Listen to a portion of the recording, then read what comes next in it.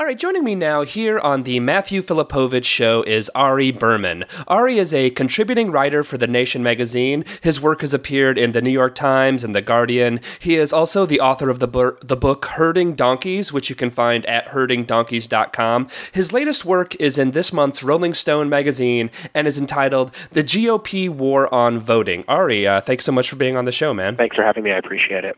All right, so Ari, your new piece in Rolling Stone, it's really great, man, and I'm sure all of us all remember very well the 2000 presidential election in Florida and all the problems that went on there with the election being stolen and everything. But at the time, some people were really very high on election reform, but ultimately nothing came of it. And then 2004 came, nothing happened. 2008, nothing happened. However, your piece really points out really well that not only has the voting process not gotten better, it's actually gotten a lot worse. So tell us all about it. Yeah, well, it's not that things have gotten better, it's that we're regressing majorly, and people don't even know it. I mean, what happened is, I think in some ways we had progressed since 2000. There were some reforms instituted.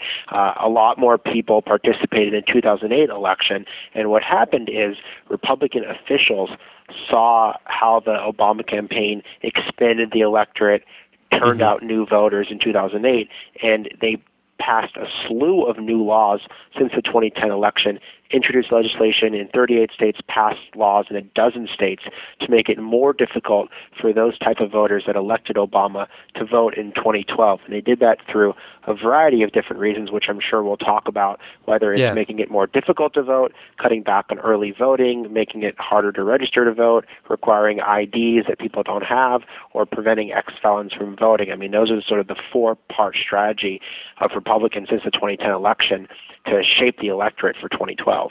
All right. Well, let's start off by going, let's go to some of the major states that it's happening in. What are some of the major laws that have been placed in specific states? Sure. Well, I mean, just to run through it real quickly, Kansas, Tennessee, and Alabama now require would-be voters to provide proof of citizenship before registering to vote. That's a major new thing that we hadn't seen before. Florida and Texas are making it harder for nonpartisan groups like the League of Women Voters to register new voters.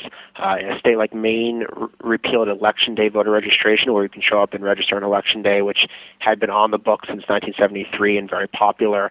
5 states controlled by Republicans, Florida, Georgia, Ohio, Tennessee, and West Virginia, cut short their early voting periods.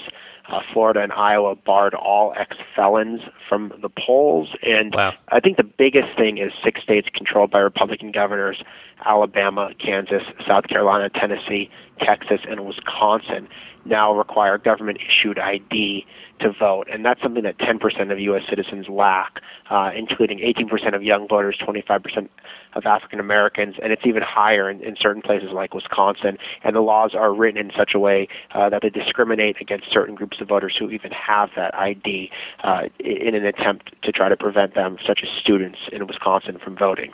Mm-hmm.